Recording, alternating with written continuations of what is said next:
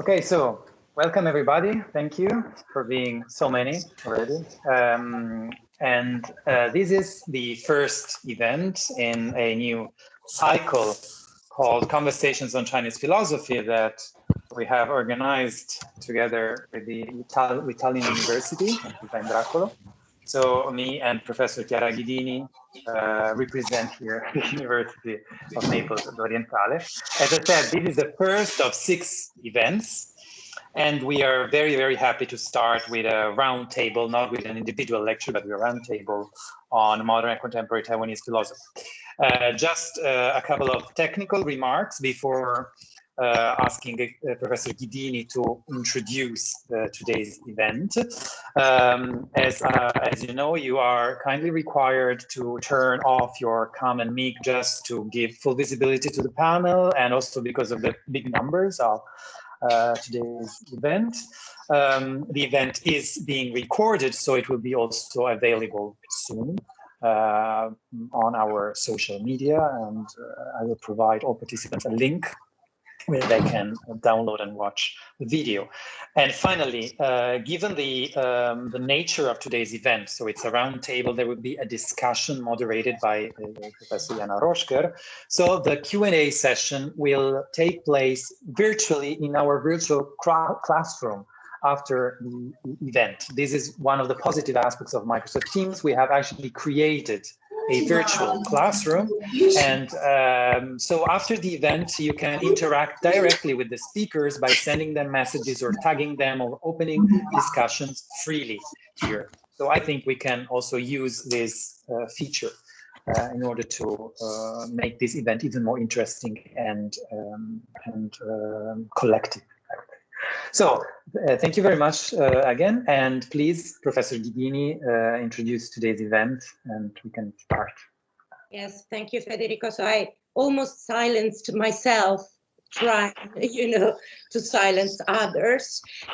First of all, welcome to everybody. Good morning and good afternoon for those of you who are either in Taiwan or anywhere else where it's already dark. I want to thank the co-organizers, Federico and Lisa, for their wonderful and precious help for this set of conversations. And I can see that there are a lot of students and also scholars coming from universities, not only, of course, from the university where I teach, but also from Tallinn, from Ljubljana, and more. I'm particularly happy to introduce this first conversation on modern and contemporary Taiwanese philosophy. And of course, I would like to thank Professors Jana Rošker, Ming-huei, Fabian Heubel, Huang and Dr. Hui-ling. I will leave the honor to present the other participants at the roundtable to Professor Rošker, but I will just say a few words, just introducing Professor Rošker, who organized this wonderful roundtable for today. And the reason why I am particularly happy to introduce this one talk on Taiwan is because I have an ongoing interest in Taiwanese, let's say, cultural history at large. And although I've been working in a joint project on something that actually is quite different and concerns the problematization of the notion of so-called folk healing or folk remedies, and on the relationship between psychiatry and local forms of healing from a social and cultural history and medical anthropology perspective, focused mainly on Gaxion and Hualian areas, I am also a teacher of East Asian philosophies. And so in this sense, I'm really grateful for the opportunity to listen to and to learn about the richness and creativity of Taiwanese philosophy. Professor Jana Rošker is a renowned sinologist. She works on Chinese philosophy, Chinese ethics, Chinese logic, theory of knowledge, Chinese epistemology, and on many other things. She's also the editor-in-chief of the famous academic journal Asian Studies. She's the founder of the European Association of Chinese Philosophy. And it is indeed thanks to Jana and to other scholars if we have been granted easier access to the innovative philosophical systems emerged in Taiwan. This is because recently Jana edited a special issue on Taiwanese philosophy and the preservation of Chinese philosophical traditions. And just as recently, she also edited a volume on modern and contemporary Taiwanese philosophy, traditional foundations, and new developments. And actually, I believe that some of the participants at the roundtable also contributed to this volume. Actually, yesterday I also watched a conference given, I think, for Beishada by Jana on Chinese philosophy of life, relational ethics, and the COVID-19. And to me, I think it was very interesting. So I actually suggest that you watch it on YouTube. It's about the relation between different models of ethics and their impact upon crisis solution strategies. And just very recently, Jana also published a book titled Becoming Human, Lizheho's Ethics, which provides a thorough investigation of Lizheho's moral philosophy and ethics. So without further ado, I do understand that you want to listen to the round table. So I'm leaving the floor to Professor Rošker. I just want to remind you to silence your microphones so that we have as little buffering as possible.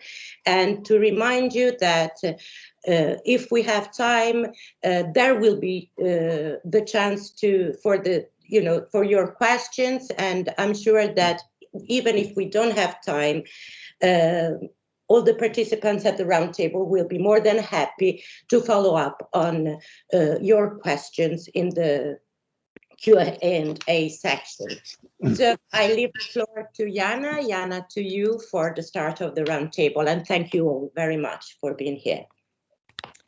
Thank you, Professor Ghidini, for your extremely flattering introduction.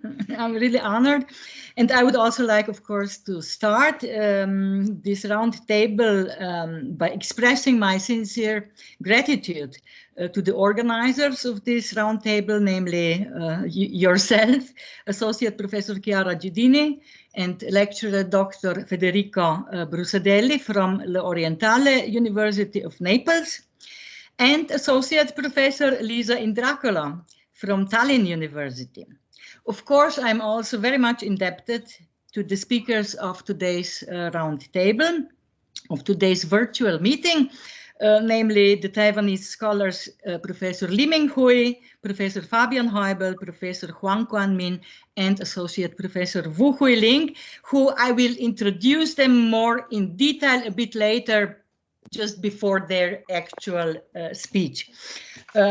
It is my honor to have the opportunity to comment and to guide this round table, because I have been working on Taiwanese philosophy for the last 2 or almost 3 years, mainly in the framework of the research project on Taiwanese contemporary and modern and contemporary Taiwanese philosophy, which is supported by the Taiwanese Jiang Jingguo Foundation of International Scholarly Exchange, and the co-director of this project is Professor Ming-huei, who will also be the first speaker today. As already mentioned, I'm really greatly honored and happy to host this virtual table, and because with several important and influential Taiwanese scholars of philosophy, with whom I have been collaborating in different forms during many years of pleasant and fruitful personal and academic cooperation and exchange. And I would also like to use this opportunity to thank you all for this. So the participants of this roundtable will discuss about the definition, the role, the function, and the significance of modern and contemporary Taiwanese philosophical research and its contributions to the further development of Chinese and Sinophone philosophy, especially during the second half of the 20th and in the beginning of the 21st centuries. While the Chinese conceptual tradition, especially Confucianism, fell out of favor from the 1950s onwards, and was often banned or at least severely criticized on the mainland, Taiwanese philosophers constantly strove to preserve and to develop it. Many of them tried to modernize their own traditions through dialogues with Western thought, especially with the ideas of the European Enlightenment. However, it was not only about preserving the Chinese philosophical tradition. In the second half of the 20th century, several complex and also coherent and innovative philosophical systems emerged in Taiwan. So the creation of these discourses is evidence for the great creativity and innovative power of many Taiwanese theorists whose work is still largely unknown in the Western world. However, before the particular speeches, I would also like to introduce some of the results of the aforementioned research project, Modern and Contemporary Taiwanese Philosophy. Many different articles and several books have been published in the scope of this project and under this topic. Besides myself, several other young scholars have also contributed to the research work in the framework of the project. Here I could mention Thea Sernel, Assistant Professor Thea Sernel, who has mostly been researching the Taiwanese modern Confucian Xu Fuguan and his theory of aesthetics. His aesthetic theory is relatively unknown in the West, also in East Asian. Then the associate professor Kang Byung-yung, who has helped us to establish a rich database of papers and books on Taiwanese philosophy in South Korean universities and research institutes. And then Marko Ogrizek, who has worked on the East Asian reception and interpretation of Taiwanese philosophy, focusing on the respective intercultural methodological work of the important Taiwanese scholar Huang Junjie, and also mainly on Japanese sources. In this context, I would like again to draw your attention, especially to two most recent publications, which have, in spite of their recent coming out, already gained a lot of attention of many international scholars. One is this special issue of our journal Asian Studies on the topic of Taiwanese philosophy, and the other one is an edited volume entitled Modern and Contemporary Taiwanese Philosophy, Traditional Foundations and New Developments, which came out at the Cambridge Scholars Publishing House.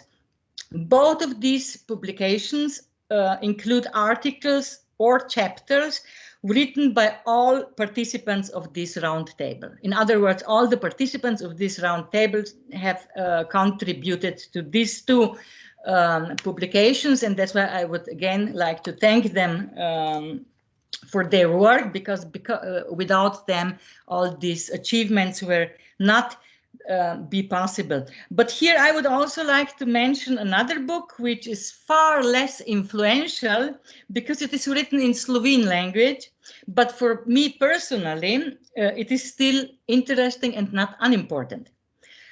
This is my book, In the Shadow of Great Masters, The Question of Women in Chinese Philosophy Through the Lens of Two Contemporary Taiwanese Female Philosophers, and one of them is sitting here today. This is Hui-ling, and the other one is the modern Confucian scholar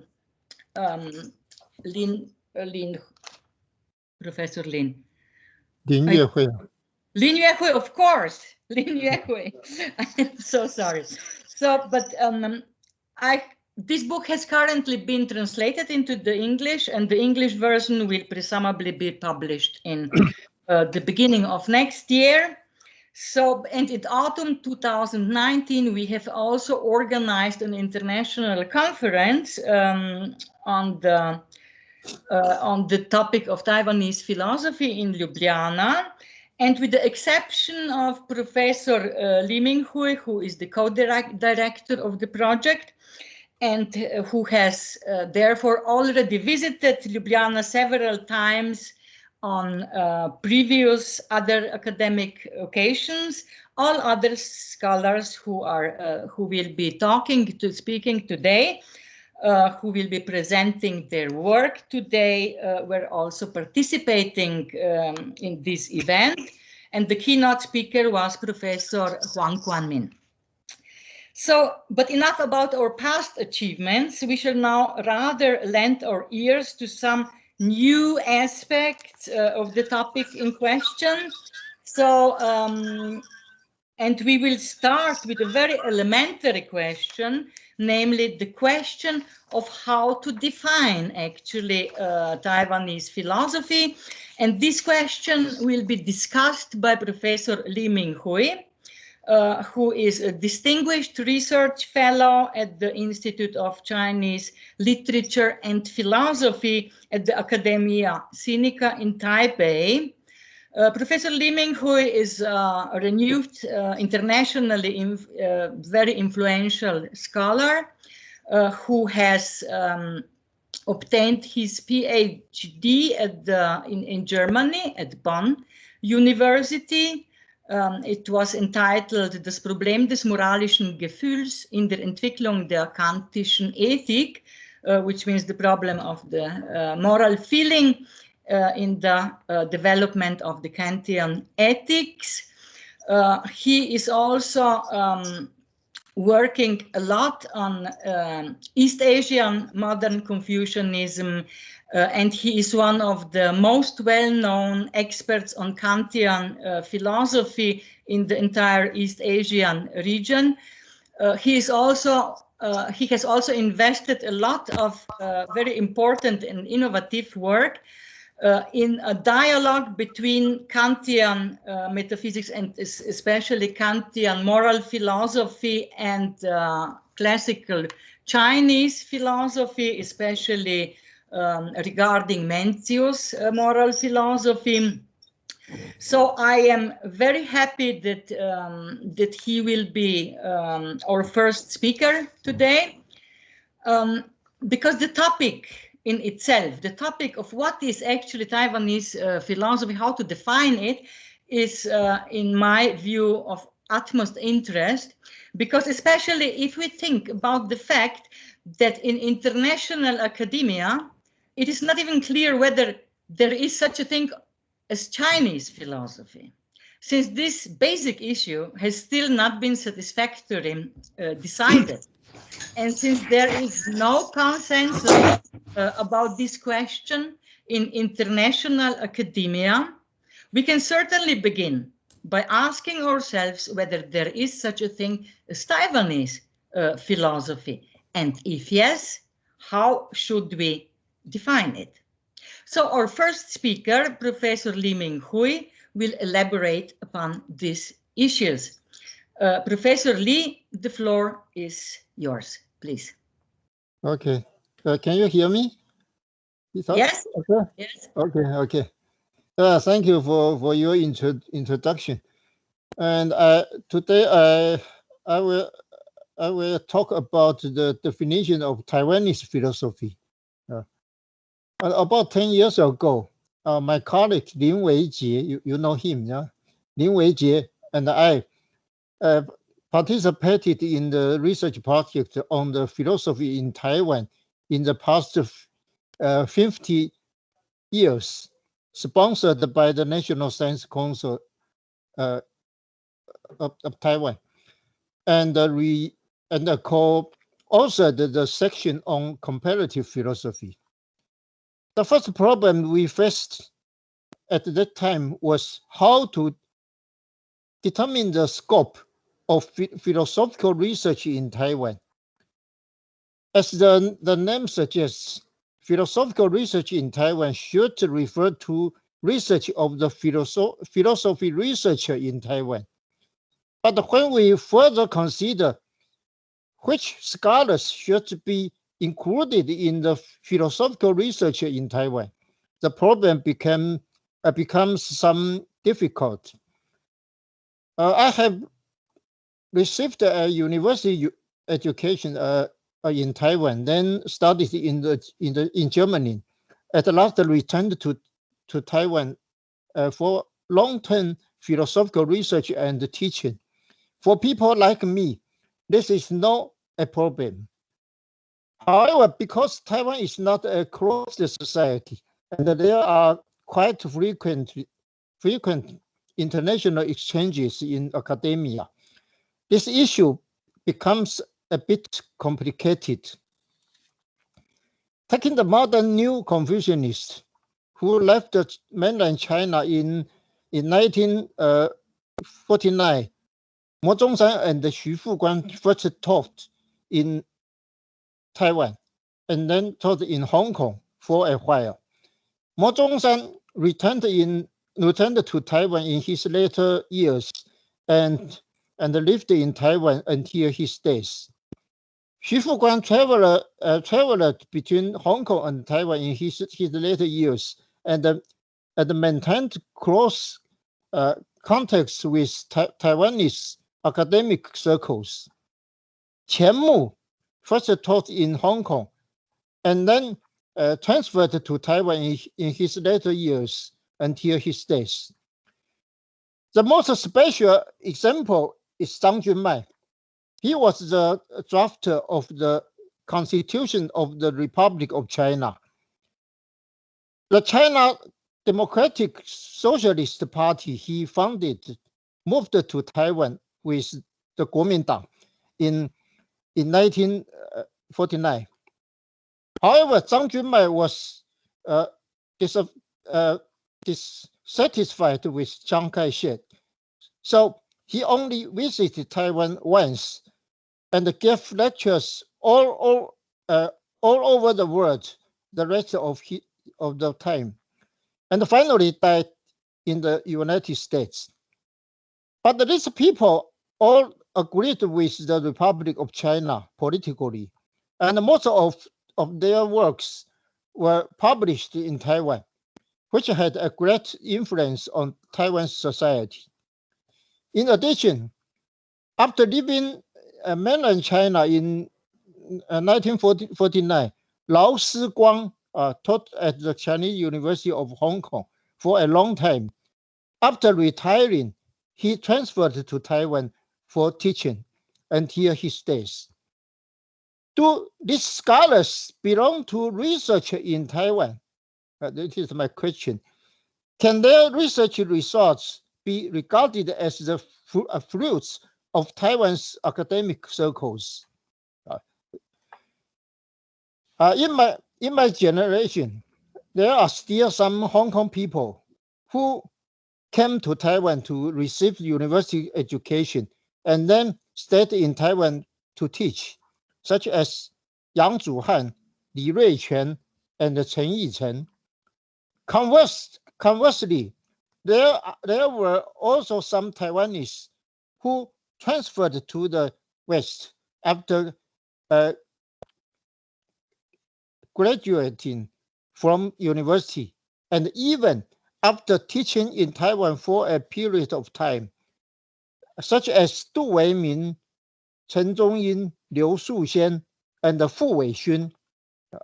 Liu Suxian and Fu Weixun later returned to Taiwan for teaching. Can their research results also be regarded as the fruits of Taiwan's academic circles? In the face of the above definition problem, we adopted the broadest possible standard. As long as those who have been engaged in academic research and teaching in Taiwan for a long period of time, we will regard their research results as the fruits of Taiwan's academic circles. As for Du Weimin and Chen Zhongyin, we only consider their works published in Taiwan. As for Zhang Junmai, since most of his works was published in Taiwan, we also regard them as the fruits of Taiwan's academic circles. The situation is similar to Yu Yinshi in the history circle and Zhang Ailin in the literary circle. Both Yu Yinshi and Zhang Ailin did not settle in Taiwan, but most of their works was published in Taiwan, and they also profoundly influences Taiwan's historians and literary circles. Recently, a group of Taiwanese scholars have tried to review the development of Taiwanese philosophy and established a genealogy of Taiwanese philosophy. They have published 2 collections of essays, namely Existential Engagement, Philosophy in Taiwan and the Japanese Era, edited by Ming-huei, and another book, Enlightenment and Rebellion, 100 Years of Taiwanese Philosophy, edited by Ming-huei and Deng Dunming. In the latter book, there are 2 essays which deal with the definition of Taiwanese philosophy, namely whose philosophy, how 100 years, the past and the future of Taiwanese philosophy, by Ming-huei and Gao Junhe, and another paper on the subjectivity of Taiwanese philosophy by Chen Ruilin.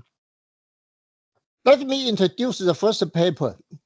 The so-called 100 Years of Taiwanese Philosophy roughly traces the origin of Taiwanese philosophy to Li Chunsheng, 1838 to 1924, a Christian thinker who crossed the Qing dynasty rule and the Japanese colonial rule.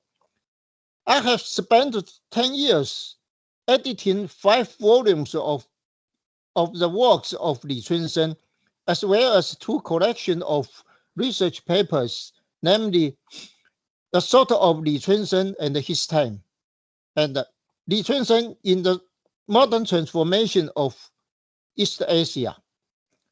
The authors of the first paper gave a definition of Taiwanese philosophy. So, the so-called quote, the so-called Taiwanese philosophy is defined here as the problem consciousness in the context of Taiwan as the object of philosophical investigation. Also, the problem consciousness is universal in human beings, but the answers and the methods are unique. They also mentioned 3 genealogies of Taiwanese philosophy. The first genealogy represents the official position of the Kuan-min, which regards Taiwanese philosophy as a continuation of traditional Chinese philosophy. The second genealogy is proposed by Liao Renyi. In his opinion, the philosophical tradition established by Taiwan in the Japanese colonial era was replaced by Chinese philosophy after the Second World War. The third genealogy is the so-called dual source 2-stage theory proposed by Yang Rubin. Quote, the dual source refers to the 2 cultural and academic traditions of China and Japan. Before 1949, the dual source existed in mainland China and Taiwan separately. And after 1949, the dual source converged in Taiwan. Quote end. For the author of this paper, the above 3 genealogies has limitations and cannot present the full picture of Taiwanese philosophy. And they they put forward the so-called multiple competing theory. According to this theory, Taiwanese philosophy is the result of the multiple development of Chinese philosophy, Japanese philosophy, and the Western philosophy. Now to the second paper. In his paper, Chen Hui-ling emphasizes that Taiwanese philosophy must presuppose the subjectivity of Taiwanese philosophy community.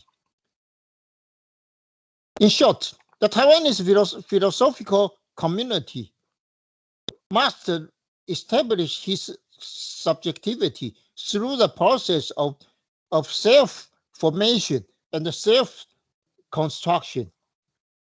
On the one hand, this echoes the definition of Taiwanese philosophy in the first paper. And on the other hand, it makes the problem more complicated.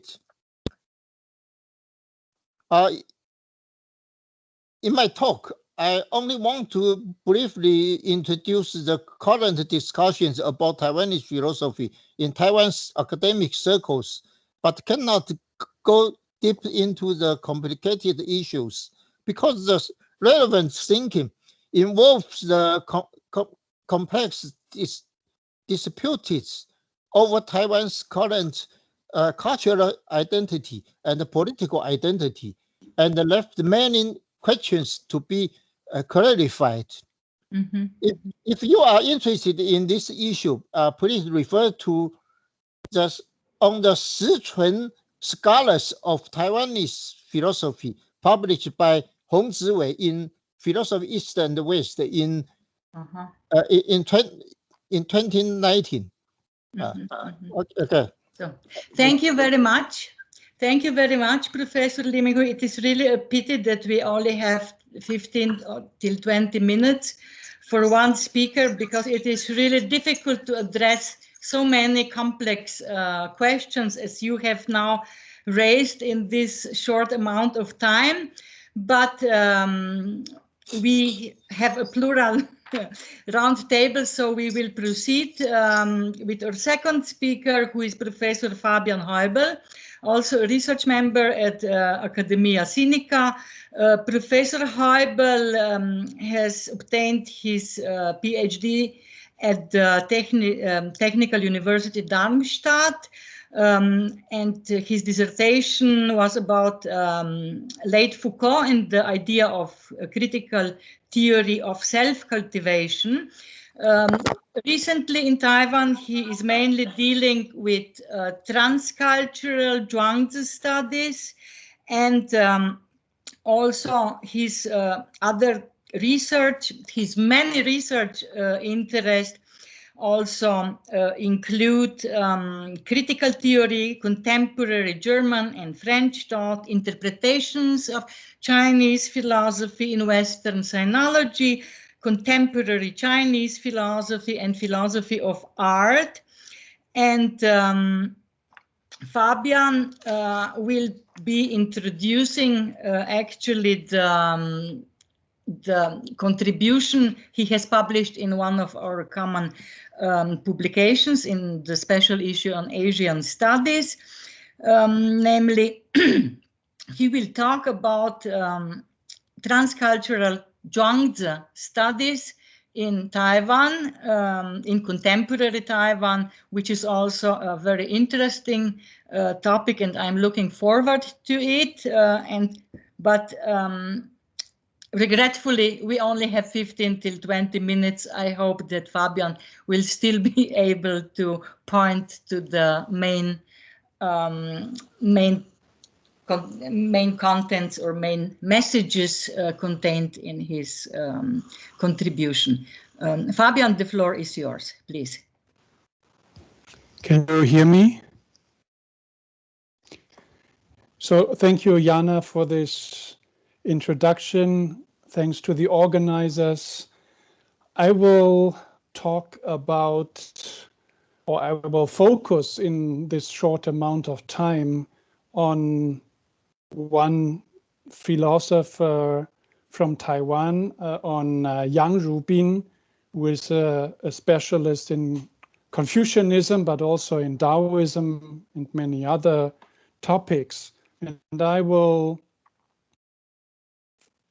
discuss his notion of subjectivity. So I will focus my short time on this topic, but I will also mention the relation of his research to contemporary Neo-Confucianism, and I would like to start with this aspect. Contemporary Neo-Confucianism has in principle recognized democracy and science as universal achievements of mankind that are not only compatible with Confucianism, but should in fact be assimilated to allow it to fulfill its historical role.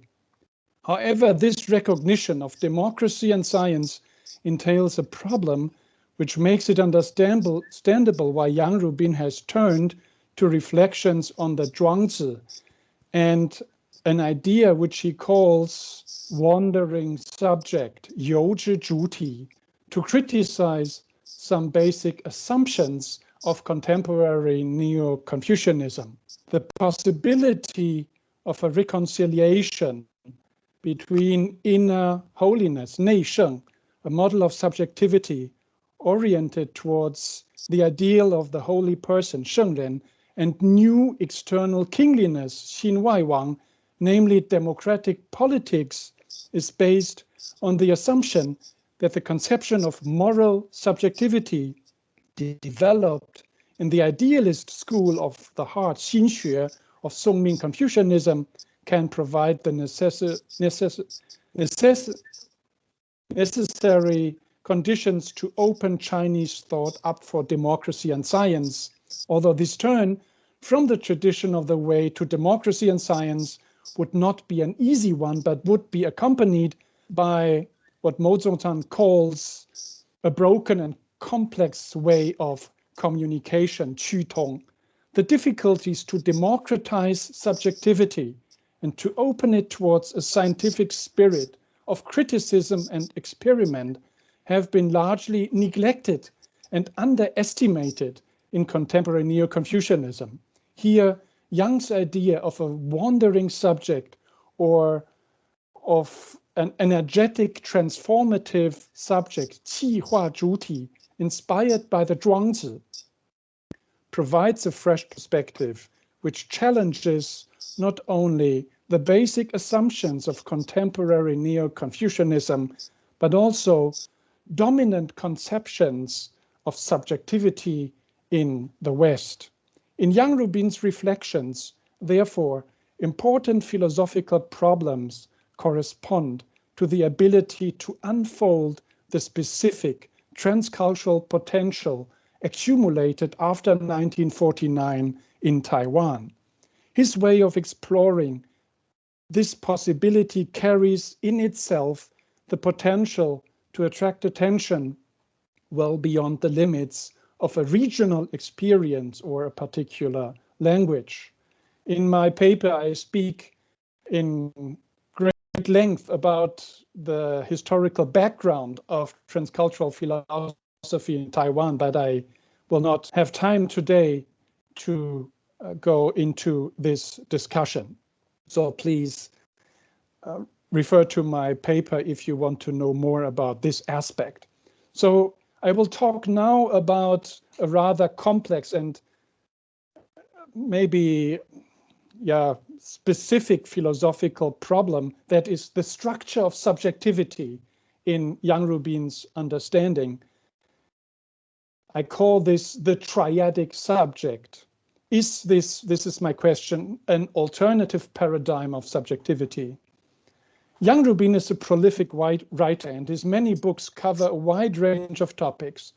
Instead of giving a general overview of his work, I will focus on his concept of the subject, because this is, in my understanding, the philosophical heart of his response to the crisis of contemporary Neo-Confucianism.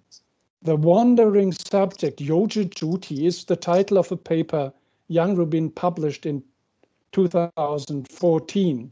It was republished in 2016 as the third chapter of his book, Zhuangzi as Confucian, 儒门内的庄子.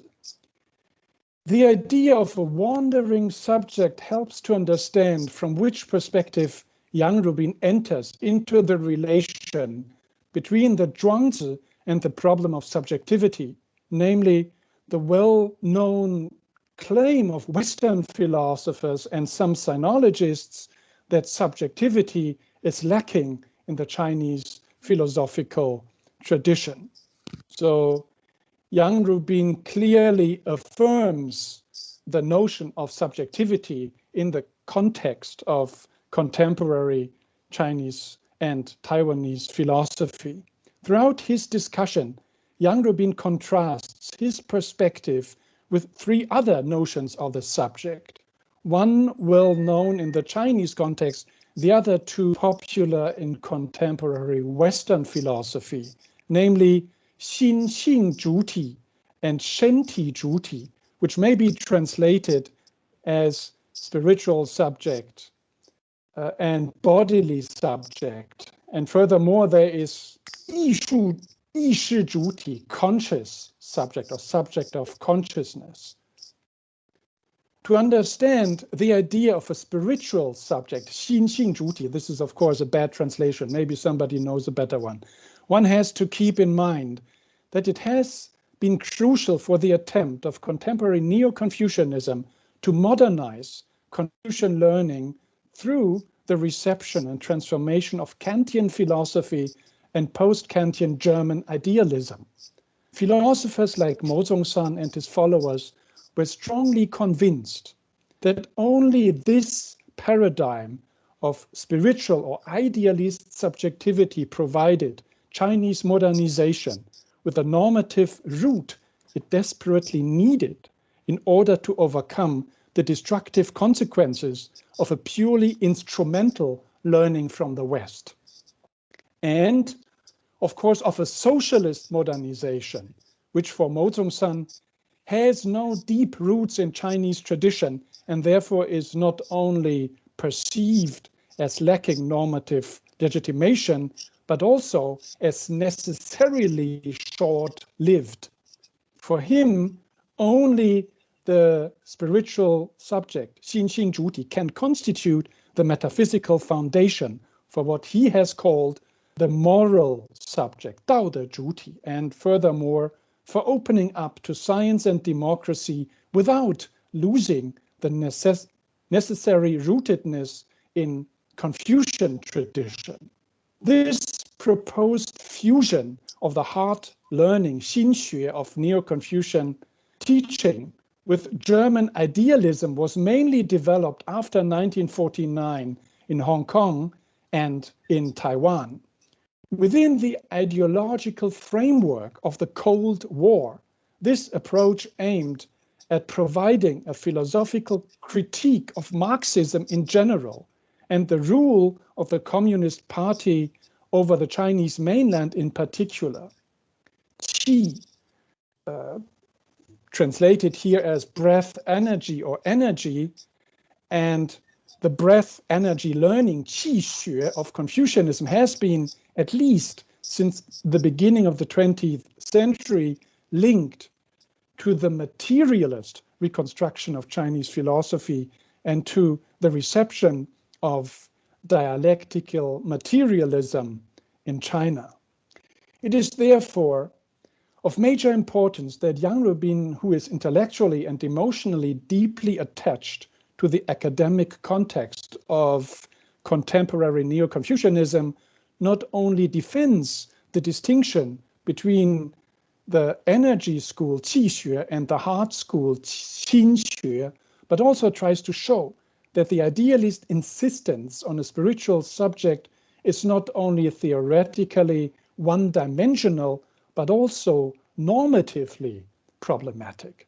Drawing on the Zhuangzi and the motif of wandering or Yang Rubin opens up a discussion which leads to a new understanding of a possible linkage between modern democracy and the reconstruction of classical Chinese sources.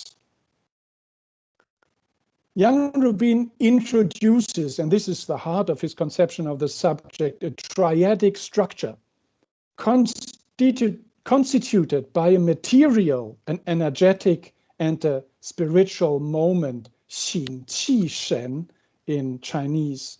This conceptual framework is not only important for Yang Rubin's reading of the Zhuangzi, but was already an important aspect in his 1996 influential book on the Confucian concept of the body, 儒家身体观, especially for his interpretation of the book 孟子.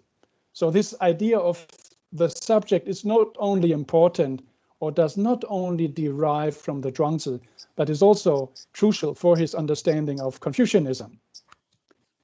He notes that each of the three moments, 形气神, is intertwined with the other two, constituting a responsive constellation which is more dynamic than the dualist structure of body and mind dominating the Western paradigm of subjectivity.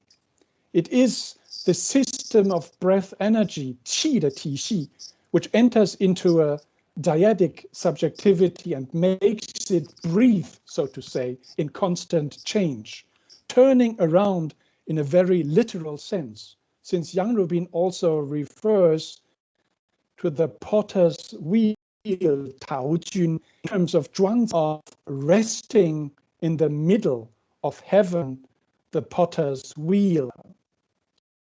To explain the balance of heaven, the potter's wheel turns around a spinning center, a moving hub or axis, thus being at the same time relatively stable at its center. This is a figure or metaphor, as Yang Rubin says, at the heart of his discussion of the material, energetic, spiritual, threefold structure of the subject.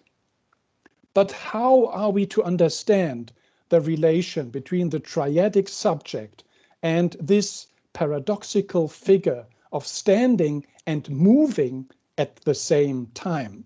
What distinguishes this triadic subject from a dyadic conception of subjectivity is a moment of betweenness, which enters the relation between the material and spiritual, between body and mind, between matter and soul. In the Chinese tradition, Yang Rubin refers to this third moment is called qi. There is an endless discussion about how to translate qi and whether it is translatable at all. I will skip the discussion of this problem. And now we'll turn to some final remarks. In what Yang Rubin calls the material, energetic, spiritual subject, 形气神, the energetic moment is placed at the center. It is the common ground of both material form and spirit. This makes sense because in this triadic model, qi is intimately linked to transformation, namely to energetic transformation, qi hua. In Yang Rubin's understanding, qi can transform into form, xing, and become formed material energy, xing qi, but it can also transform into spirit, shen, and become spiritual energy, shen qi. Qi is thus at the center of the subject as a spinning hub. It is the epitome of turning, movement, and pulsation, but also a comparatively stable standpoint in the midst of change. The central position of breath energy is an important reason for naming this paradigm of subjectivity the energetic transformative subject, qi hua zhuti, as Yang Rubin calls it.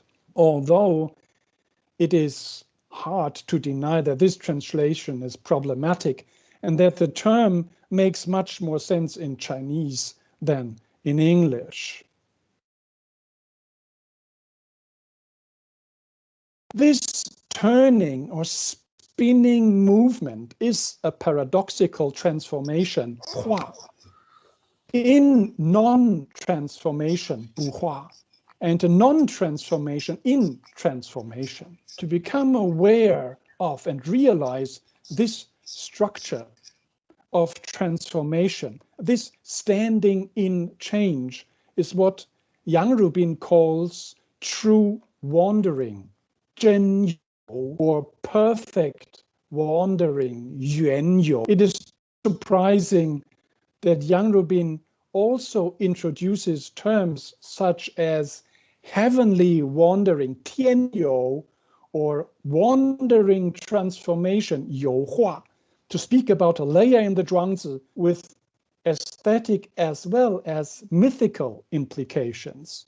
The cultivation of the ability of a subject to wander freely and creatively through the three moments of its internal structure leads to a transformational level of perfection, 化境.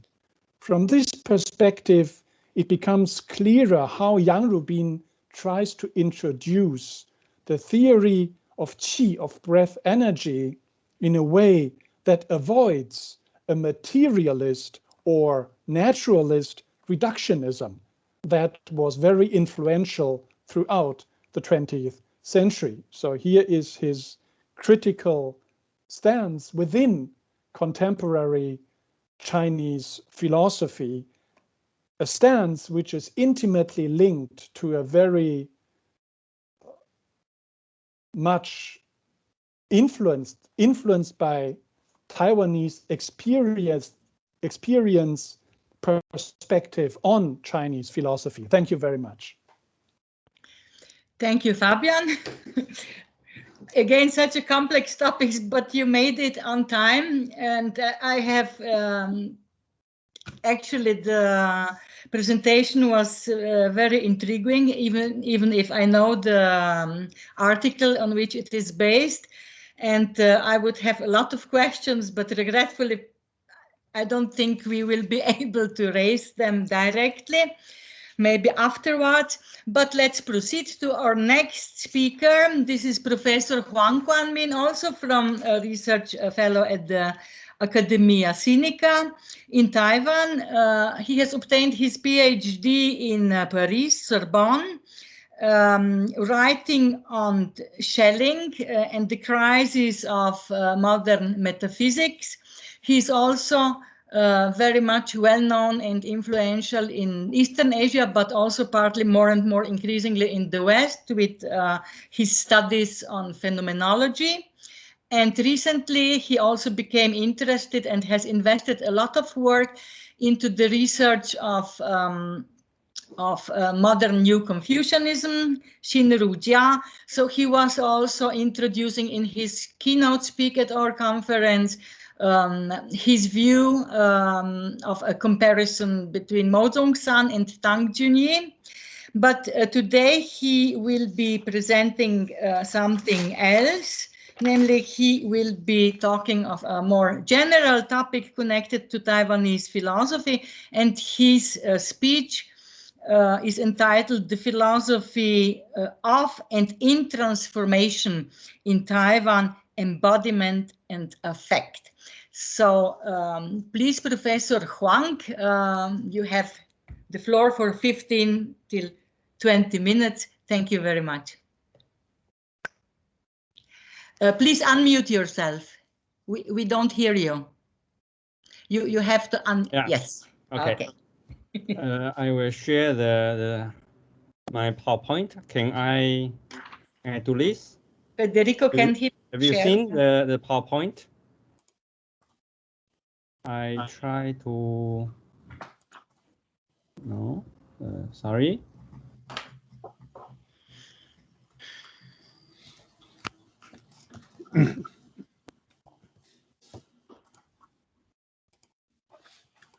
它左边有一个档案，有没有看到？左边啊。Yeah, have you seen? Chiara, I think I have to authorize. Yeah.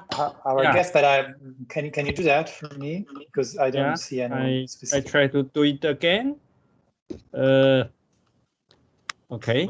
My paper is on more generally on the phenomenon of philosophical research in Taiwan.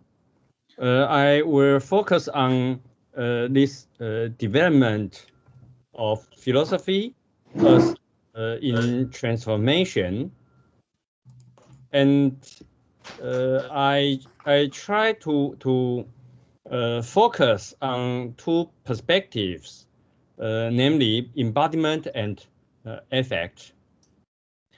In my opinion, I think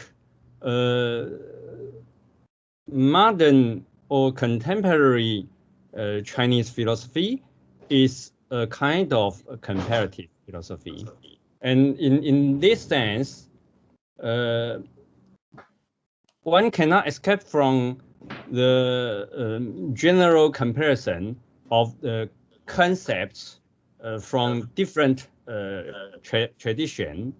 And so I will challenge the presupposition of the independent development of philosophy either in China or in Europe from Greek time. So the first question about this problem of comparative philosophy is we should ask whether there is mutual influence or only in independent development in past times. And I will say that one should focus on the problem of translation. Doing philosophy, and mainly in a comparative perspective, we should pay attention to the translation of concepts. And we know that the Chinese philosophy as status quo is a result of many layers of translation. One layer is the interlingual translation, mainly from Greek and Latin terms into Chinese characters, or another is intralingual translation, namely from classical Chinese terms into modern terms. So we can, based on these two sorts of translation, to deal with the dialogue and comparison, we should evoke a double interrogation that is inside each context and across contexts. Inside each context, for example, in Western worlds, we should treat with the concepts such as ethos, logos, aletheia in Greek, or transcendental from Latin to modern philosophical terms. And in Chinese context, we should treat the concepts such as 人, benevolence, 性, natural essence, or Dao, principle, or Qi, as Fabian has talked, Qi as vital force or energy, etc. And in that sense, we must ask a possibility of the translation across contexts from Western context into the Chinese context. We will pick some terms to describe ethos or logos, but there is no single perfect translation of it. And also for 人, maybe it can be translated into benevolence or into humanness, etc., or charity, etc. So this double interrogation is the most important task of comparative philosophy in doing Chinese philosophy. And we should also pay attention to the written forms of alphabets and ideogram. We all know that the Chinese characters are originated from ideograms. So it's the structure and the structure of sentences are quite different from the Western sentences based on alphabetic constitutions. So these differences is also a background of consciousness in doing comparative philosophy, but which means Chinese philosophy in East Asian context. But also, if we not only focus on the ancient texts, we also try to write modern, contemporary philosophical paper, text. We should pay more attention to the propositional and argumentative demand, which is based from the logical structure in Western style. So I will pass to the feature of comparative Chinese philosophy. In my sense, I will say that doing comparative philosophy in Chinese language is this characteristic for doing Chinese philosophy in Taiwan.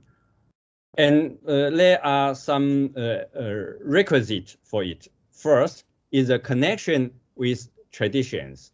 And we are very conscious of the multiple traditions, as I mentioned in last paragraph. But we are forming a new chiasm. That chiasm is the basis of creativity in nowadays academic circle in philosophy, but we also orient ourselves for the future. So the philosophy is not only the results of the past heritage. It must be connected from the past through us through the present to a future.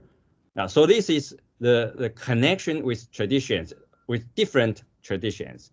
And the second record is the connection with humanity and nature. But in this sense, I will mean that we are setting framework for doing comparative Chinese philosophy. And in Chinese context, we will combine the thinking and acting.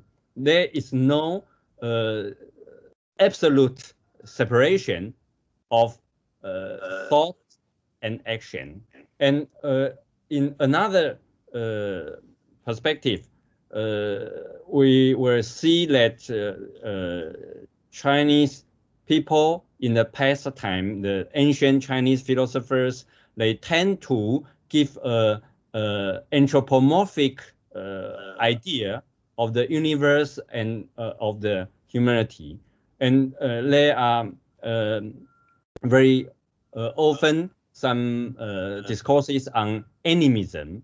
So I propose to transform this old form or primitive form of anthropomorphism or animism to pass to a more open dialogue for nowadays. And thirdly, we are meeting the humanity in transformation. And this is the text I will mention in the second part of my discourse. And for transformation, I will say in Chinese, it's hua or 转化, as Fabian also has mentioned. But I'm talking about more on the transformation of concepts. Just as translation of concepts, we are transforming concepts from Western context to Chinese context. And so, but also mutually, when we are translating Chinese terms into the Western context, we are doing the transformation of concepts. But in doing this kind of conceptual translation, there is also a possibility of transformative humanity. And so for Chinese, you will say, oh, we are doing the cultivation or self-cultivation. But in fact, we are in the process of becoming.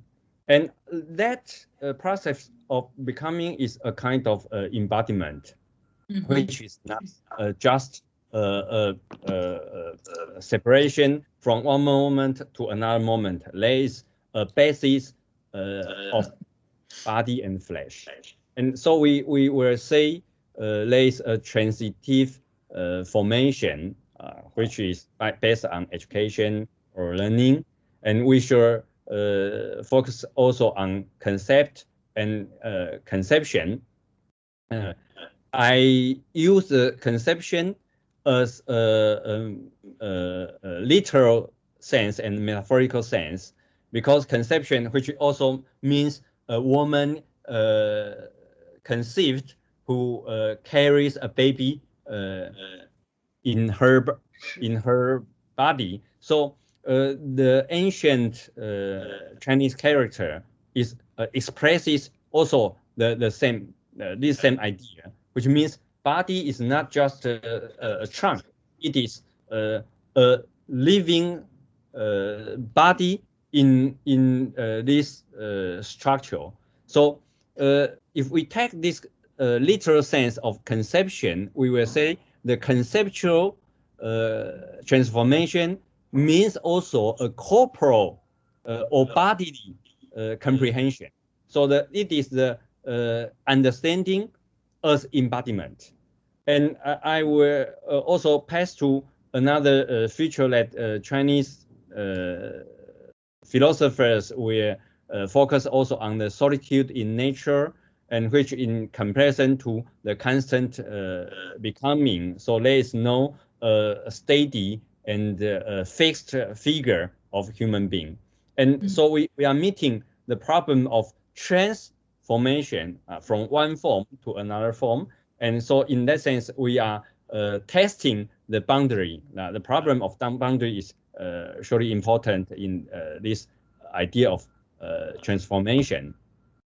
And if we pass to the concrete cases of transformation, seeing Chinese philosophy itself is in translation, I will take some example, especially from contemporary Confucian philosophers such as Xiong Shili and Tang Junyi and Mo Zhongshan. Xiong Shili is the representative philosopher who combines the principle of becoming from I Ching and Buddhist terminology. Tang Junyi, he is more taking a Hegelian model. Mo Zhongshan, he more as Li Ming-huei and Jana has talked, he is more adopting the Kantian model. In Xiong Shili's idea, the main thought is that he adapts a very ancient Confucian principle as the one body, and he used a diction of Chen Hao, the man of Ren, forms one body with all things without any differentiation, or this is the translation of Winzi Chan, Chen Rongjie. Or another translation is that humanness is being completely one with things. This is also a diction we can find in Wang Yangming. And in Chen Hao, he used this metaphor of one body to connect with a medical metaphor. He said that the paralysis of limbs as being without feeling, and so it is a kind of antipathy. But on the other way, the Confucian idea is focused on the bodily sympathy or empathy. So use this analogy, the Confucians tend to treat the other as oneself, to take the other's body as similar to my body. So there is embodiment of moral feeling, and also politics on this kind of metaphysical presupposition is the same. One should apply principle of benevolence to the varying situations, letting all beings, letting all things achieve their own completeness, so that everything is in its own place. And so this is the main idea of Xiong Shili. Tang Junyi, he is more taking the idea from the book of Becoming, I Ching, and he tried to explain that the mutual action of Qian and Kun is this process of affective communication, or we can translate it into empathic communion, in Chinese 感通, as the principle of influence and response. So there is a mutual reaction. There is a responding process which manifests not only the phenomena of natural world, but also of moral world. And according to Tang Junyi, this is a dynamic picture of the universe. The reason of existence of one thing lies in its reaction to the influence of other things. The more one thing can fear the other thing in order to react to it, the richer the property this thing can behold and show its own creativity. And this dynamic breakthrough of the limitation by way of the effective communication is in face of the limit or boundary set by the others. And mutual action means also a mutual patience. There is a passivity and negation. So moral feeling of human empathy indicates the effectivity of the dynamics. This is the way I connect the embodiment and the effect. Benevolence is the manifestation of the effect by which humanity communicates with other creatures in the world. And Tang Junyi offers his axiological interpretation as such.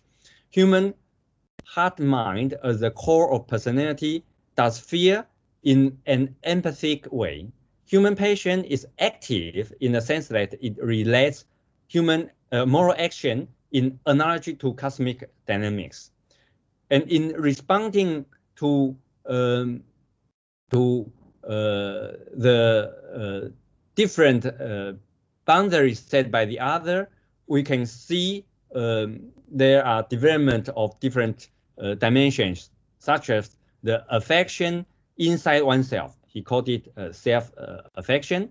And there is affection between one and the other. So this is hetero-affection. I adapt this term from Michel Onty and Jacques Derrida, Jean-Luc Nancy.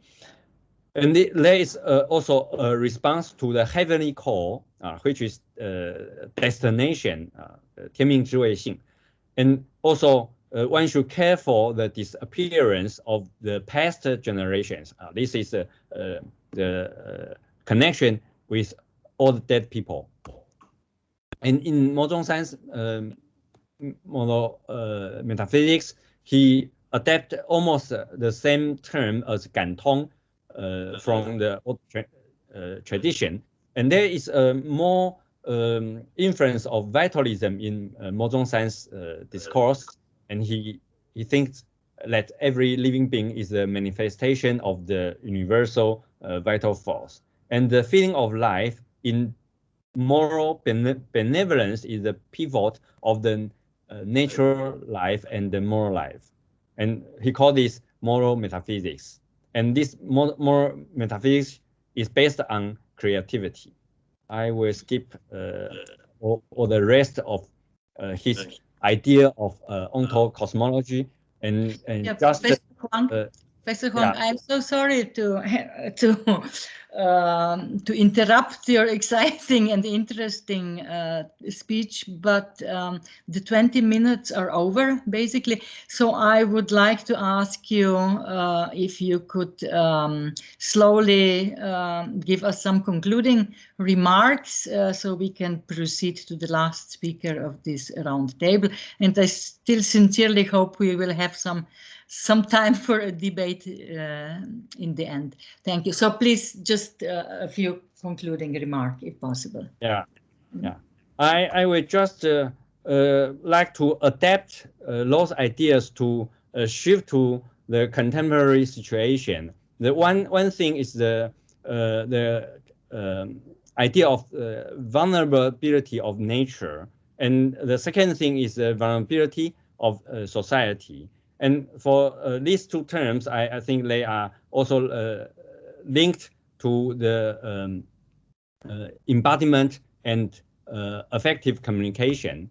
And so I think my conclusion will be focused on the crisis of humanity in and after the pandemic, which is also one of my concern in connecting the traditional Chinese philosophy to the Taiwanese philosophy in development nowadays. And I will just mention the problem of new frontier and the problem of truth making and the dilemma of Anthropocene and also the problem of the equality and freedom. Yeah, this is all these are the problems I think we should deal with during the crisis of humanity. Yeah. So thank you for your attention. Sorry for such a long talk. Thank you so much, Professor Huang. Yes, I also think I completely agree. I think that questions regarding the current global crisis should be of our common concern, and we should all be dealing with them through the lens of what we are doing in Chinese and comparative and post-comparative philosophy. But we are really tight with the time, so let us continue with our fourth speaker. She is the only female speaker at this round table and also the youngest one. Hui-ling, she's an assistant professor at the Department of Philosophy at the Huang Catholic University. Her PhD was obtained at the National Central University in Taiwan. And her doctoral dissertation was on Jikang and the rise of Zhuangzi school in the Wei Jin period, in the early medieval period. And now she is still, her research interest mainly lie in Taoism, both classical Taoism such as Lao Tzu and Zhuangzi, but also Neo-Taoism from the Wei Jin period, particularly Jikang is in the center of her interest. But today she will be talking about Lao Tzu and about some epistemological questions in Lao Tzu, namely she will be speaking on knowledge and ignorance in Lao Tzu. Please, Hui-ling, the floor is yours for 15 till 20 minutes. Okay. Thank you. Thank you, Professor Jana's introduction about me, and I'm very honored to participate in this roundtable. But I just only participate in this roundtable for last week, so maybe to join this roundtable, I can not only focus on the Taiwanese philosophy. I want to more focus on the Chinese philosophy. Maybe it was more fit my major. Okay, I just prepare my my PowerPoint. So let me give me a few minutes. Sorry. Okay, okay. Can you see about this? Okay, can you see very closely? Okay. The title I want to share is about the knowledge and ignorance on the Laozi. So that was about me, very short introduction. And I thought maybe I can join this roundtable because I was just graduated the Graduate Institute of Philosophy, National Century University. Why? Because Professor Yang Rubin, Professor Li Ruiquan was my professor. They are teaching on the National Central University. So I thought maybe I can join this roundtable because of that. And the other reason maybe just because my doctoral advice is Professor Chen Guiying. So I thought he must be close to the Taiwanese philosophy. So I want to share about this. About a very short introduction about the Laozi, this book, and about the philosophy Laozi. Follow this thought, I will follow the recording of a history state, and it was very short introduction about philosophy, this Laozi, and as we can know about the Laozi's information, and we know he wrote this book, just Laozi. Maybe we can call the Dao De Jing too, and that was. This little book is a huge influence on our Chinese philosophy. When we understand the Chinese philosophy, our religion, our government, art, medicine, even the cooking. So I do the very, I thought I can hope the most people can understanding about the Laozi's influence, huge influence, especially even the cooking. And you can see about the art, religion, and the medicine. And follow, that was a very short introduction, so I want to just go back to today why I want to share this topic. This topic is the discovery about the knowledge and ignorance. Why that was basic my research of the more recently years, and especially the other question about this is about due to the certain news. The news is epidemic in 2020, because 2020 has changed the most people's life. What news? The news is in 2020, people we cancel the more grouped activity. Sorry. To avoiding the expansion of the epidemic. However, maybe we have to cancel so many grouped activity, but there was something different change. Something changed because the academic has given the piece of the sea area from the Hong Kong to the Pearl River which is allowed the white dolphin can return to where they already used to activity. So this news was led me to think about maybe we always think we know something, but is it true? Is it really we know something, or is we can know something? So follow this thought. I will just think about a list. Just can people unban knowledge from other conscious? And the other question is how can we define our knowledge is always correct? In fact, Laozi all the time to discussion about we really can understanding everything. So follow this thought. So we can go to the chapter 25. About this question is I want to answer the conscious of a human being, and this interpretation about something we cannot know. Something we cannot know. So this chapter, Laozi says, there was something different and yet complete, which exists before the heaven and earth, soundless and formless. It depends nothing and does not change. If appear everywhere is free from danger, it may consider the mother of the universe.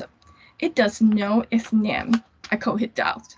And it first to give it its name, I should call it rate.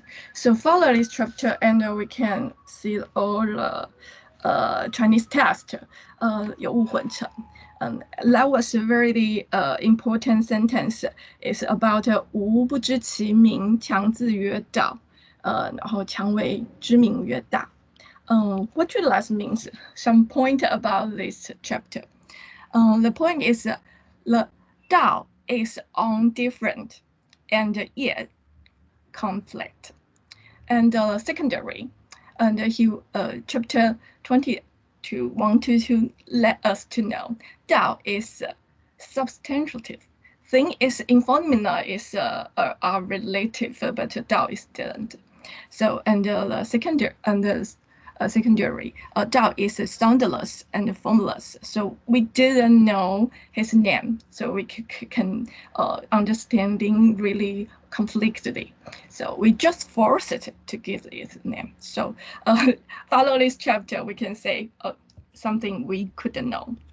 So and Tao is existed before heaven and earth in the time, and generally everything. So it's Tao is before everything exists. And next, Tao in everything is a circle conception. Why is it about this question? Maybe we can follow the next chapter, can answer this question. And next point is about the great. Great is why Lao Tzu say I will call it great, because great can explain the breadth and the infinite and the extension of about the piece. So about this chapter, we can see Lao Tzu want to reflect on the consciousness of the human being. As like that, we can see Lao Tzu want to say something we can know, and so we can know anything. No, so Lao Tzu want to say, but something we can know. So we can follow the chapter 2. It's really famous chapter, and it's one of my favorite. Okay, follow the Lao Tzu's thought, and he say, when the people of the world all know beauty as beauty, and they rise to recognize of ugly. When they all know good as good, there rise the recognition of evil. Landfall, being and non-being produce each other. Difficulty and easy compare each other. Long and short construct each other. High and low distinguish each other. Sound and voice harmony each other. Forward and back follow each other. So, and what they want to say, what can we know? And we can follow the Chinese text and the 天下皆知为美, 四二一, yeah, and something like that. So maybe you already know that. So maybe we can go back to the next. About the list chapter, Lao Tzu want to highlight a very important point about the obsession conception. As we can see, beauty and ugly, good and evil, being and evil, difficult and easy, long and short. There's so many opposite conception. And what do he want to say? He want to say the focus on the connection between the opposite conception. So we can, less we can know. We can know about the connection. Something like you can only say long, always long. No, it was long and short have some connection. And those connection can invoke the law of the world. So Lao Tzu he believes a lot everything is in phenomena, is changeable and uncertain. And the opposite conception, it can explain this change. Something like we can see the yin and yang, or we can see the 4 seasons. Yes, spring, summer, so all the conception and the most important things you want to highlight, all the conception and the value are artificial. So people should not be obsessed with some pursuit a certain concept or some value. So we can see Laozi want to say we know something, that is opposite conception. So it's not only chapter 2, it's only maybe like some chapter 28 about the man and female. Over the chapter 36, especially 36, because this chapter Laozi say the weakness and the tender come over the hand and the strong.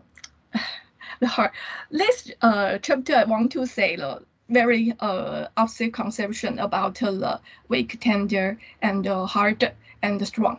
Yeah, but that was very important thing is Laozi want to promote the weak and the tender, and he believed that weak and tender could be more ecstatic strength. Why like he want to discussion about that? Maybe we can see the grace. The grace, maybe he's small, he's weak, he's tender, but he can not be easily brought down by the strong wind. So maybe it was Laozi want to talk about that. Especially the other chapter is chapter 14. It's a really famous chapter, especially 反着道之动. Reversion is an action of Dao. So Laozi want to highlight the reversion. Reversion is very important to say about the trend of this word. And also the chapter, very famous chapter 58. Chapter 58, he say the climate is opt which happiness depends. Happiness is lot in which calamity in the landing. So that was means something you have to see that was the bad things. That was the bad thing, but maybe it was the opposite, the good things behind. So that was about this chapter. So I will more consider about maybe we can solo so many group activity, but something changed for the wide open level. Maybe that was a good thing. So that was about this chapter. Okay, and about the list, so I want to share about, want to think about something. The other thing is, so we know something and something we can know. So next step, I thought maybe we can think about how to avoiding ignorance, and we can go back to really famous chapter. Is chapter 1. In chapter 1, we also discussion about something Taoist maybe we can know, but something we still can know. So the chapter 1 say, the Tao that can be told is not the internal Tao. The name that can be named is not the internal name. Nameless is original heaven and earth. The name is model of the earth things. So follow this chapter. It's really famous. Maybe have some discussion about this chapter. So I also consider about some not so more debate, some about the more clearly thought. So follow the Chinese text. We can see the 道可道非常道，名可名非常名. So let's to discussion about some point about this chapter. We also can see the many abstract conception about this chapter, like the Dao, to the internal Dao, name, internal name, named, nameless, non-being, being, and we can follow those abstract conception, and we can find one things you want to highlight. That was the limitation of the language and the connection about this conscience. That was limited. So we know the name is not internal name. Why? Why we'll discussion about that? Because Laozi want to say, nameness means something people can name that. We can name that. Because why? Because something that people can not complete understanding whole about that. But about this, we can say ignorance, and it's so different. Ignorance it's whole different, something we couldn't know, just highlight something we have some limitation. So we have to know something we couldn't know. So follow this thought, and I will go to chapter 33, and I will really do really quickly. And about the chapter 33, Lao Tzu want to say, he who knows others is wise. He who knows himself is enlightened. So this chapter want to discussion about the attitude or behavior about the people who knows. Why? Especially personal cultivation. Why? Because you have to know yourself. That was Lao Tzu want to highlight. Something you can know, something you couldn't know. So you know something you know, so you know something you couldn't know, and he will say that was intelligent. Yes, 自知者明. So really short conclusion about that was because we want to how people can avoid the ignorance. I thought follow the Lao Tzu's thought. You want to discussion about something we could know, something we couldn't know. That was want to about this thought.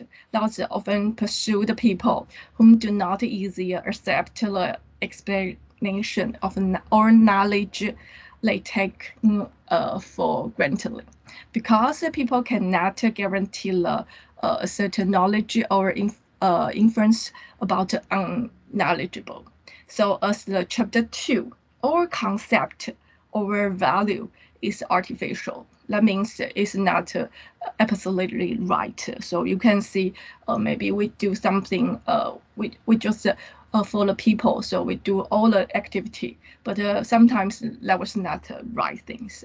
So about this, about the follow this thought, that was a little bit about my research. And thank you for your listening. And thank you for your listening. Thank you very much. Thank you very much, Hui-ling. And I don't know, I would like to ask the organizers if we could maybe still have 10 minutes for a short debate.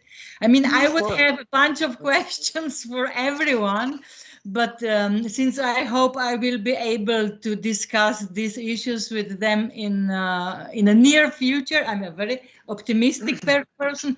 I would leave a question or two to the audience. Yes, I mean, participants can either use the raise hand function or just text their question in the chat box, and the speakers will reply. And as I told you, if participants are interested into that, they can also use the general chat even after the meeting. So it will remain as our classroom, let's say so. And I hope people will use this function as well. So if they are too shy, yes. This means that they can also raise their question in a written form in the chat cloud, and the speakers can then reply to them afterwards also. But I'm still hoping that somebody maybe will raise a question now, because we still have 10 minutes or so.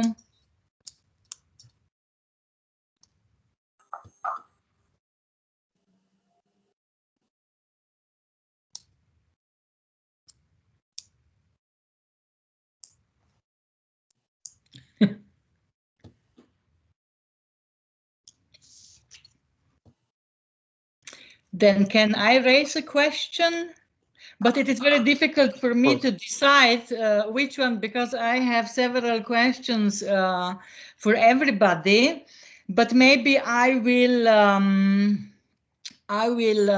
try to remain on a more general level. So I would like to ask, first of all, Ming-huei, Professor Ming-huei, who is also a specialist on the modern New Confucian movement, especially in Taiwan. What are the main differences between the this traditional modern Confucian movement in Taiwan and its paradigms on the one hand, and these new approaches that can be seen or could be seen in the recent years in mainland China. What are the main differences between the Confucian revival here and there? Oh, this is difficult to answer. In 5 minutes, it's difficult. The situation in mainland China is very, very, very complicated. There are the normal scholar, very, very simple as a researcher in Confucianism, and also so-called the mainland Confucianism, 大陆新儒家, like Zhang Qin, the Chen Min, these people. I was thinking more. Sorry to interrupt you, but I think that you agree with me that Zhang Qin cannot be regarded as a modern Confucian philosopher. I was thinking more on scholars like Guo Qiyong, for instance. Yeah, Guo Qiyong. This is what I say. He's a normal scholar. Normal scholar. Okay. A researcher, a simple researcher. But this scholar like Zhang Qin and Chen Min has a special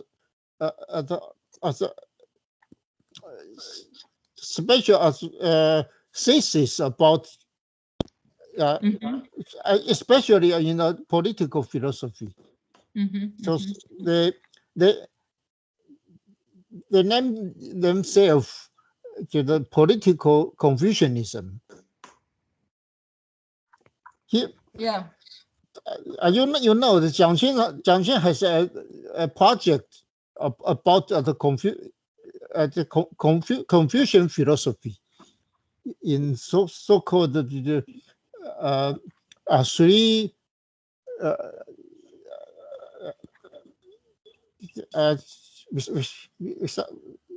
how to say the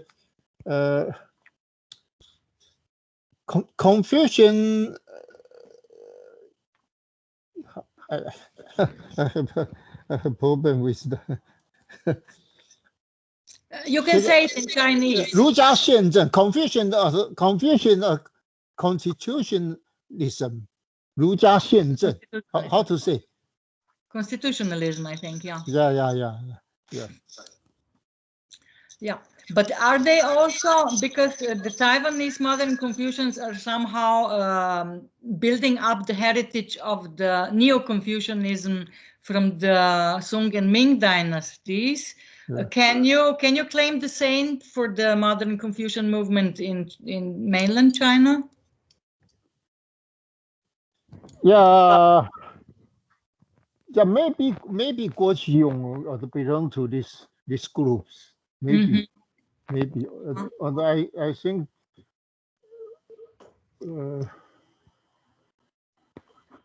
I think of Jin Haifeng, for example. Jin Haifeng in Shenzhen. Yeah. Or some people in the Sun Yat-sen University, Zhongshan Daxue, like Chen Lisheng. Yeah, or the. Yeah, Chen Lisheng, I think so. So these approaches do exist. Yeah. Could I have a small question to Fabian, also to Professor Heubel? We still have a few minutes. Yes, and then we have 2 raised hands, Jana. Okay. No, then of course, I will talk with Fabian later. Okay, so we have 2 questions, one from Laura Lettere, our colleague here at Orientale, and a second question from Tyler Young. Laura, please. Thank you for this wonderful opportunity. And my question is actually for Professor Heubel. What I wanted to ask him is like, I think he did very well in skipping the discussion about the various translation of the term qi. But I wanted to clarify one point. He mentioned that there was this need to elaborate an answer of against a materialistic interpretation of the concept of qi.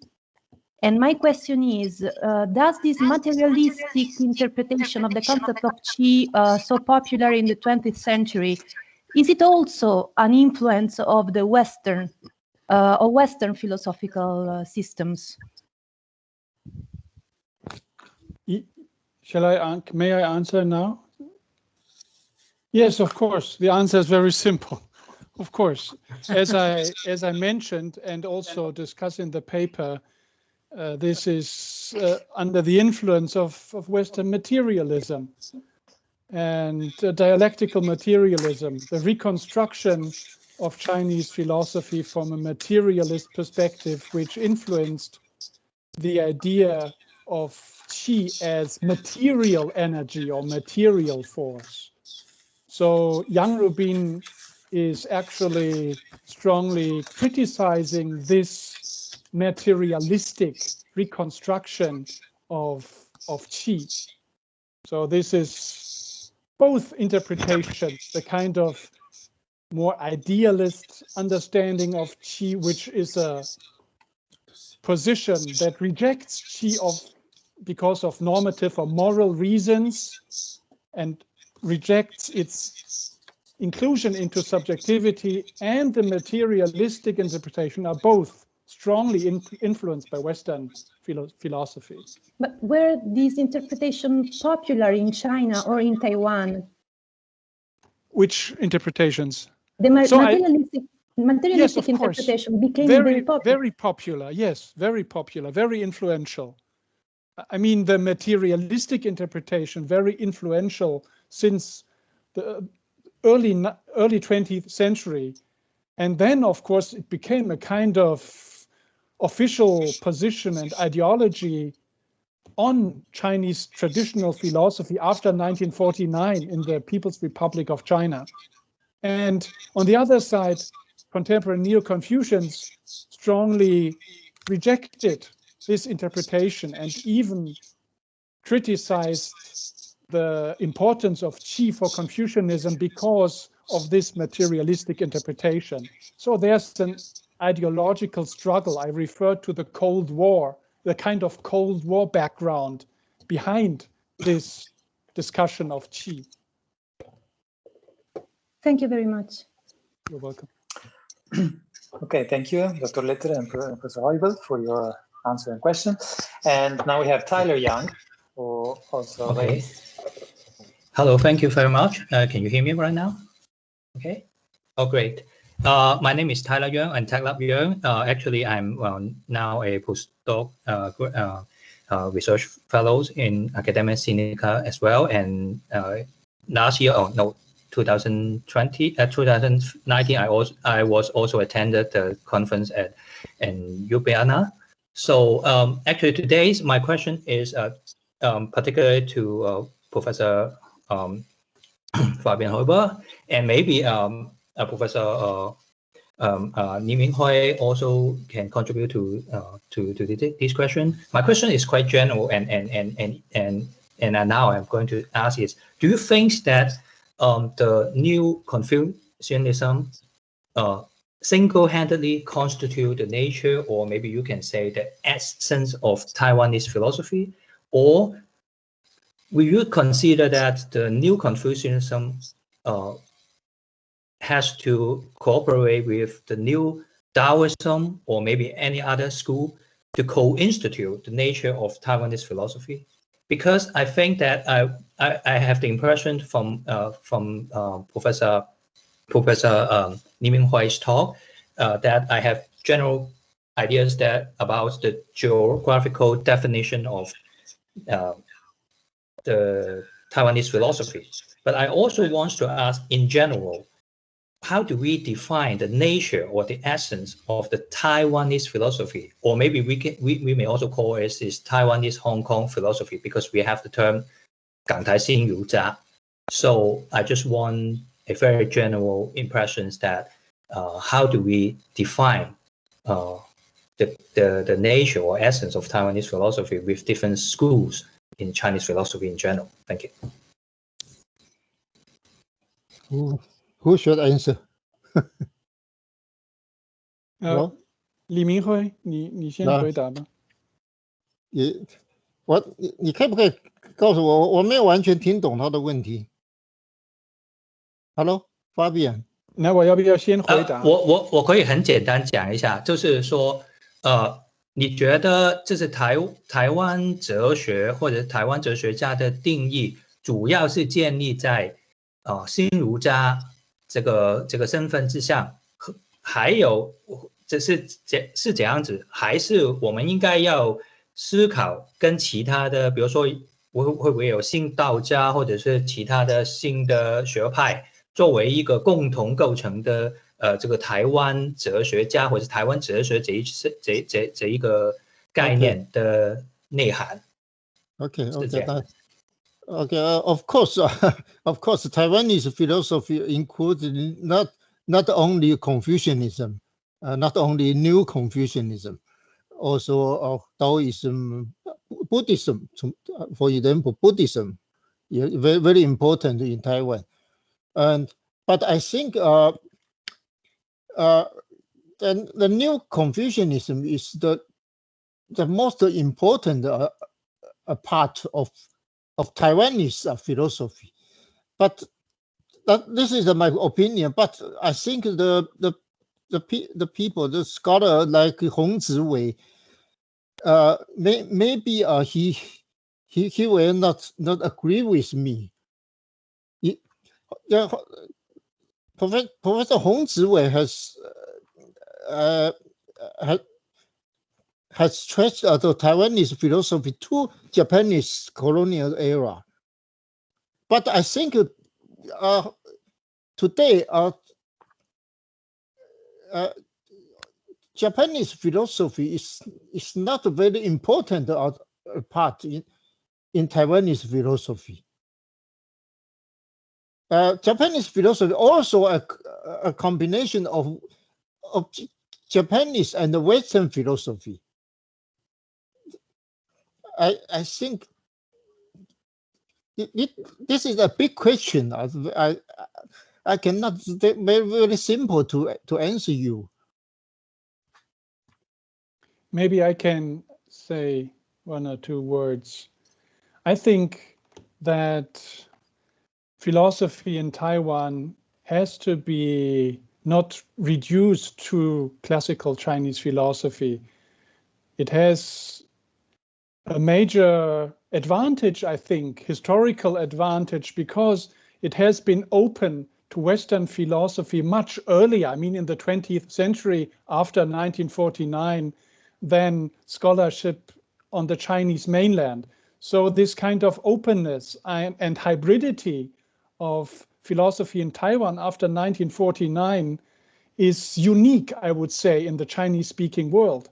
And there is therefore, I think, good reason to focus and to pay much more attention to the developments in Taiwan since 1949, and of course also the relation to the Republican philosophy after the revolution in 1911. So there are important aspects which are different from the development on the Chinese mainland. As I just mentioned, this kind of materialistic approach, of course, was strongly criticized after 1949 in Taiwan and Hong Kong. So we have a very special relation, especially between Confucianism and liberalism on the side of political philosophy, which does not exist on the mainland. So there are, I think, many interesting connections and constellations which produced what we now may call Taiwanese philosophy. Thank you so much for both professors. And if you agree, we have a last question, last raised hand by one of our guests. Unfortunately, I can only see the username guest Miha, so I have the guest also to introduce himself or herself. Please. Yeah, hello, can you hear me? On the debate, can you hear me? Yeah. On the debate on the chi, the energy, and the tendency to be it hard to define it in materialistic terms. It's just when the last speaker spoke, I remember this she spoke of the Tao which has a name is not Tao anymore. So could we say that in a sense this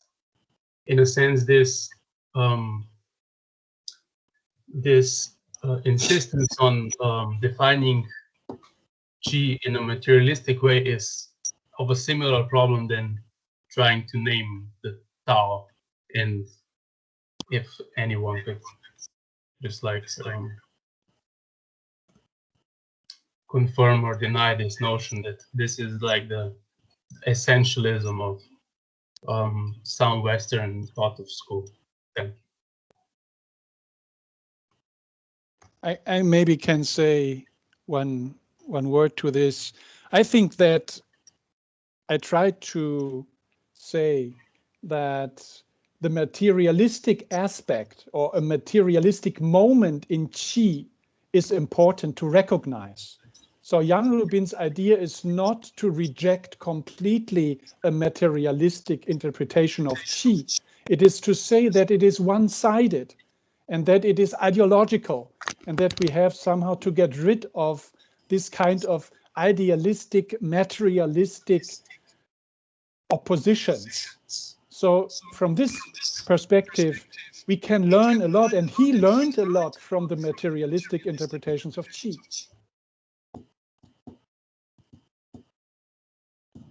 That's my thank you. This was exactly what I was trying to say, that in a sense of, you discuss Taoism and its core concept Tao, and at the same time it also states that Tao that has a name that does not have a name. So I just anyway, just interesting this notions connected together. I didn't mean to disprove of this materialistic concept.